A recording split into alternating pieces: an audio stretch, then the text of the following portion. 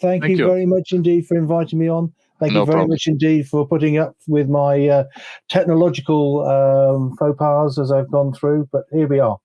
So the presentation I'm going to take you all through is to look at the pricing strategies of online retailers. Obviously, online retail is the theme of today, and really to look at how and why some of their strategies are constructed in the way that they are and how they compare to the way traditional retailers put together their pricing. So I'll give you a quick background in terms of Indicata and Autorola. We'll take you through the concept of our market average price scoring mechanism, and then look at some online pricing behaviors. What we'll then do is we'll drill behind the pricing strategies of the online retailers to look at how they use them to control stock and sales performance. On top of that, I'll then take you through into our marketability score, market day supply, which will help people refine their overall pricing strategies, and we'll finish with a summary. So that's what I need to take you through. Just give you a bit more of information on Autorola first and who we are and who Indicata are. So Indicata is a business unit within Autorola, which is a company that I'm sure many of you are familiar with. We've got subsidiaries in 17 countries, strong base across mainland Europe, and then effectively we've got a strong base in the Americas and in Australia as well. As a business, we're split into 3 business units. We have our solutions business units, which produces customized IT solutions for vehicle vendors and also vehicle buyers. We're probably best known for our market-based online auctions, which we run on both the European and global basis. And then I'm lucky enough to be able to head up the Indicata Business Intelligence and Market Insight unit within the business. So let me tell you a little bit more about Indicata's pricing analysis, how we go about assessing the market in total, and then I can drill into how we've looked at some of the online retailers. Overall, what we do is we take data in from about 9 million vehicles every single day. And we pull that data on vehicle ads that are on OEM websites, classified websites, and franchise dealer websites. What we then do is we take that data and we push it through a whole pile of data analytics using AI, even to the point of recognizing the photography of the vehicle, comparing it with the dealer's description to make sure that the vehicle description matches with the photography, even down to identifying model year by the position of fog lights on a vehicle. And once we've really made sure that the data is clean, effective, and usable, then we provide that data to our customers in a range of price, performance, and market dashboards, be them dealer dashboards, OEM dashboards, etc. So that's what we do as a business. Let me take you through now the concept of market average price, and then look at some of the behaviors that online players have. So market average price. We always start with an individual car, a car that's in stock with a dealer somewhere. In this case, it's a Honda Civic, and it's priced in pounds at 14,995. So the first thing we'll do with that car is we'll find a competitive set of similar make, model, derivative, age and mileage of vehicles. And we'll assess all that and all those vehicles, adjusting for age and mileage, and bring to an average price of those cars in the market against the vehicle that we've originally started with. So in this case, 13,856 is the 100% market price. If we look at our car, it's 14,995, so it's actually 108. It's 8% above the average market overall, and that's our price to market calculation. So from that point of view, we can take all the individual vehicles for a dealer, and then we can aggregate them all together and come to a retailer price to market. So we bring that together and we can work out whether any one particular retailer is advertising above the market or below the market in total. So it's interesting then to look at the different types of dealers that are out there and try and understand at what position they're pricing overall. So over to the left, you've got higher price, over to the right, you've got lower price. So if we look at franchise dealers, what we find is that franchise dealers have a tendency on average, so if you take any one particular manufacturer's network, they'll price themselves from maybe just over 100% to maybe about 103% of the market Now, within that, individual retailers might price quite high, up to 108, 109, 110. Some might price a little bit lower, down to maybe 98% of the total market. But overall, franchise dealers, higher cost base, and I think we heard the phrase before, lots of glass. They have a tendency of having to price themselves higher because they also feel that they've got a premium product. If we then look at independent dealers, they have a tendency, there's a bit of a crossover with franchise dealers, but overall they tend to be at a lower position compared to the franchise dealers. It's a cheaper proposition, it's a lower cost proposition, it hasn't got the manufacturer brand behind it. So independent dealers tend to price lower than franchise dealers. Hence, you get to an average price within the market. So in our work looking at online retailers, we've been looking at 4 online retailers particularly. And I'm going to refer them as UK Online 1, UK Online 2, Germany Online 1, and Dutch Online 1. I don't want to share confidential information about individual retailers, so I'm going to keep their names secret as we go through this, but let me assure you that they're all strong overall brands with a large amount of cars in stock in total. So if we look at those 4 retailers, it's interesting that even though they're in different countries, even though they may have different propositions, they're all pricing in and around the 97% of the market and within a very tight range of themselves, about 0.6% in total. And actually, even if we look at a broader number of online retailers, we all find that they are congregating in and around this 97% position in total. Cheaper than the independents, cheaper than the franchise dealers. And if I go back to Sean's comment before, because they're online, they're not into haggling. They have to come with a no haggle price. So they tend to be positioned at that lower pricing level. So that's interesting in terms of their pricing position, but what about their sales and stock performance relative to the sort of pricing strategies that they have? Well, let's start by looking at those 4 retailers. And if I then look at the stock turn, the rate at which the dealers turn their stock, you can see some significant differences between the various retailers.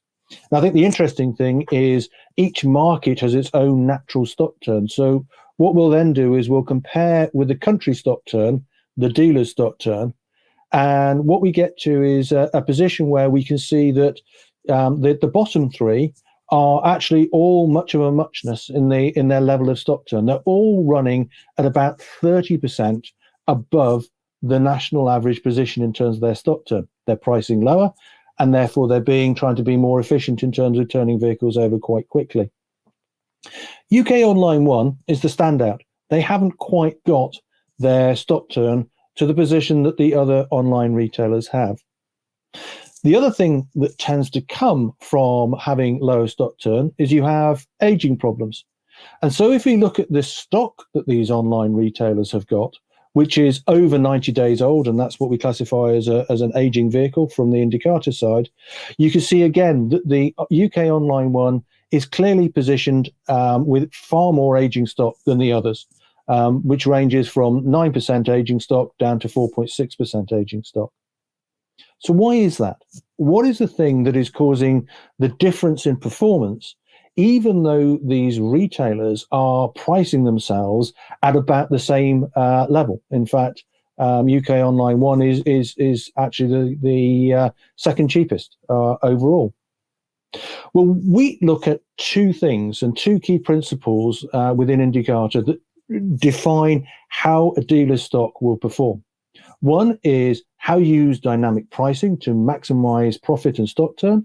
And the other one is the market day supply, the marketability of a car. How attractive is that car overall? So I'm going to start by looking at the concept of dynamic pricing and why that is important to a retailer. And then I'll compare and contrast the various retailers in their use of dynamic pricing. Let's go through the concepts. We know painfully as remarketeers and retailers that all stock has a tendency of depreciating over time. And as a retailer, your margins can be relatively thin. Actually, when you first buy a vehicle or put a vehicle into your retail organization, the margins might be quite good. But over time, those margins get reduced. And indeed, if you hold the vehicle for too long, what you tend to see is the fact that the profits that you could have made then turn into losses.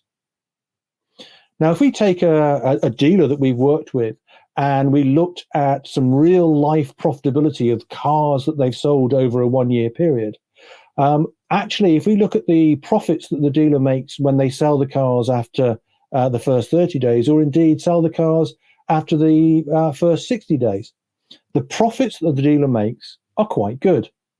However, if the dealer holds a car in stock for too long, then that kills their profitability. And indeed, once you go past the 150-day period, or even 120-day period, you're actually beginning to make losses on the vehicles that you have. Now, just to be clear in terms of what we mean by gross profit, it's simply what we call the metal margin. It is the sales price less the purchase price taken off refurbishment.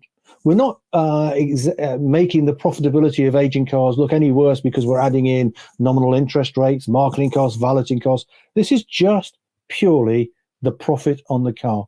Hold it for too long, you start getting into trouble. So let's have a look at a real life situation here. This is a report from our Indicata pricing tool that we have for dealers and for leasing companies. And what we can see here is how the this particular Nissan Leaf, firstly, how the price has changed over time. And at the beginning point, the dealer's priced in line with the market. But if they don't regularly reprice their vehicle, bit by bit by bit, that vehicle will become uncompetitive compared to the market. And if it didn't sell after 1 week, it's definitely not going to be selling after 2 weeks, 3 weeks, 4 weeks, a month, 2 months, 3 months, because it's becoming more and more uncompetitive with the comparable vehicles in the market. So what the dealers have a tendency of doing is taking some hard pricing actions and then having to sell that vehicle for a loss as an aging vehicle. And you saw on the previous graph how that happens. So our advice to dealers is basically to go through a dynamic pricing. Initially, charge a little bit more for the vehicle, make regular repricing of the vehicle, and at worst case, go below the market price, sell before losses are actually made. Don't hold the vehicle on for too long. That's the concept of dynamic pricing overall. So if I then jump back to our retailers here, the 4 retailers that we looked at, I'm going to do a comparison of the UK dealers first, the UK Online 1 and UK Online 2, so that you can see how their strategies differ. I'll start with UK Online 1, sorry, UK Online 2, the better performing of the 2 dealers. So I've taken quite a rare car for this dealer. It's a car that's been in stock for 256 days. It's actually, it's the only one they've got. And they've, as I said, they've only got 9% of them over 90 days. But it allows me to illustrate how they price overall. Firstly, you can see the market movement. And this is a classic UK market movement at the time. There's been a gradual reduction in pricing. But just recently, there's been a big kick up in pricing overall. And you can see from the retailer's position how they've gone through very, very frequent repricing actions on the vehicle, tracking the market down. But at the same time, they've also been increasing the space between the market and their pricing. So they become more and more and more competitive they've gone through. You can see in the grey zone the target price that we would put against the vehicle. So we would help this retailer, would help retailers be able to adjust their pricing, not just according to the market, but according to a pricing strategy. So you can see it following the market down, and actually at this point here, we've got a step change where we're saying, okay, take a dip down further. You need to build up your competitive. This car's been in stock for 40 days, for 60 days, for 90 days. It's time that you made yourself more competitive in total. And if we look at this dealer, UK2, we can see a lot of similarity with a number of the cars that they've got in stock. In fact, all of the cars in stock. They've got a regular repricing. They reprice according to not just reducing the price down because of aging, but taking into consideration the marketplace in total. A few vehicles they're not quite as aggressive on, and I'll come back to that, but overall, not a bad strategy in total. If I now jump over to UK Online One and have a look at their pricing strategy, it's very different. This dealer is basically doing the classic take cars in, ignore the market, hold them for a period of time, and then take very quick and rapid price adjustments. Infrequent pricing, excessive price changes at the last minute, and very much ignoring what the market is doing in total. And as we look at a large number of that dealer's vehicles, we see that that's the case across all of them. And frankly, that's the primary reason why UK1 is underperforming compared to UK2. UK2 is taking a real dynamic approach to the way they do their pricing actions. And hence, even though they're priced at the same pricing level, UK2 has got a far more effective and more profitable pricing strategy in place. So let's have a look at the German and Dutch retailers and why they're so much better at controlling aging stock relative to the other dealers, particularly the UK1, but definitely as well UK2. Well, if we look at their pricing strategies, it's very interesting. You start with the German dealer, and they are regularly repricing, correct? But they're not necessarily following the market. They're just taking a regular repricing, not as frequent as UK2, probably about once every 20 days. They take a reprice down to bring the car in line with the target zone. If we take the Dutch dealer, again, they're ignoring the market position. They're taking less frequent, but again, they're still sticking within, keeping into the pricing strategy zone quite aggressively. And so when we look at this overall, that's why they're slightly better in the way that they have aging stock. And if I put it in this perspective, what we can see is looking at the price by different age groups. So effectively, fresh cars, 30-day-old cars, 60-year-old cars, and 90-day-old cars. We can see that with UK1, they seem to have just come straight down. Well, in reality, they haven't done anything because the UK market has been going up. Their pricing relative to the market has gone down, and they're really not taking pricing actions. UK2 has this strategy, but has come to about 94% overall in terms of its pricing position at the aging point. However, the German dealer, aggressive down to about 91%, and the Dutch dealer, aggressive down to about 90% at the age point. So getting really very, very strong in terms of wanting to clear out aging stock before it causes them any more harm and any more damage. And that's why the Dutch dealer has got the best aging stock position of all of the dealers, even though they've got a fairly flat positioning or not such a regular repricing position overall. So that's the pricing strategy from a controlling aging stock and price positioning point of view.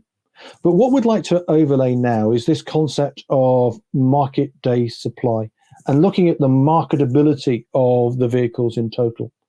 Let me explain market day supply to you. Basically, if we look at any one particular car in the market, we firstly count how many of those cars. So if we go back to the Honda Civic before, we'll see what's our competitive set of vehicles. And in this case, there's 16 of them. What we then actually do is also look at the number of cars that have been sold in the last 45 days. And effectively here, they've sold 16 cars in the last 45 days. So our market day supply, well, it'll take 45 days to clear the 16 cars in stock because our sales rate is 16 cars. If the sales rate halves, then our market day supply will go up to 90 days to clear the stock. And if it halves again, then our market day supply will double up to 180 days. Now, if we look at the dealers here, both at their stock and the age at which they sell the vehicles, and I'm looking firstly at UK Online 2, what we can see in terms of the days in inventory of the stock is the stock comes in relatively young. Sorry, with a relatively low market day supply. But over time, the market day supply increases, and it's actually those cars with the highest market day supply that are sticking and aging. So effectively, by looking at a vehicle that has got low market day supply, it's got a higher probability of selling quickly at a particular price point. If you take a car with high market day supply, it's more likely to stick and age, and that's why you see the growing market day supply in the aging vehicles. Similar over here with the German car, very much fresh cars coming in, 59 days, but now their aging cars are all the ones that are at 90 days. And we can see equally over here in terms of the average days to the market day supply at different age points. Again, older cars high market day supply cars take longer to sell overall. Similarly with the German dealer. So actually looking at it, all these retailers could improve their overall performance by taking a greater focus on market day supply and making sure that they both only source the faster moving stock, but also take stronger pricing actions on the slower moving cars that they might bring in. And that would help them to further improve their overall performance. So in summary, something I keep getting asked, what's the retail price we should be at? Well, there's no such thing as a retail price. What you should be doing is to be an effective online retailer, or to be an effective retailer is to look and develop a bespoke pricing strategy to make sure that you get your pricing at the right point for all your cars at all times. The dynamic pricing will help you keep control of your aging stock. And by bringing in market day supply, you can optimize your pricing strategy according to the marketability of the vehicle overall. So thank you very much for the time. Thank you for listening to me. I hope I haven't gone too far over in terms of the timing, but hopefully that no, Andy, that's okay. That's perfectly okay, because we were planning with the extension to end right now almost. So that's Perfect. A great thing. So thanks for sharing. And again, I'm sure that if people couldn't stay now until the end, they still have the ability to look at it later, and we will certainly send a specific mail to announce that they can find it. So thanks, Andy. If I now can share the last slide, if you unshare yours, and then we're gonna finally close it as well. Okay. Just click up. Yeah, okay. Thanks, Andy. If you want, you can stay for this. Thank you. Last bit. No problem. You can stay online. So, ladies and gentlemen, this concludes it for today. So for now, I can only say to wish you, I think, a well-deserved summer holiday, if this is possible, and another big thanks to all our sponsors. And I hope to see you back online in September and in real life at the Remarketing Forum in November. And as you have seen in the chat, there will be announcements made in I don't know exactly when, about where this will take place. So have a great evening. Thanks.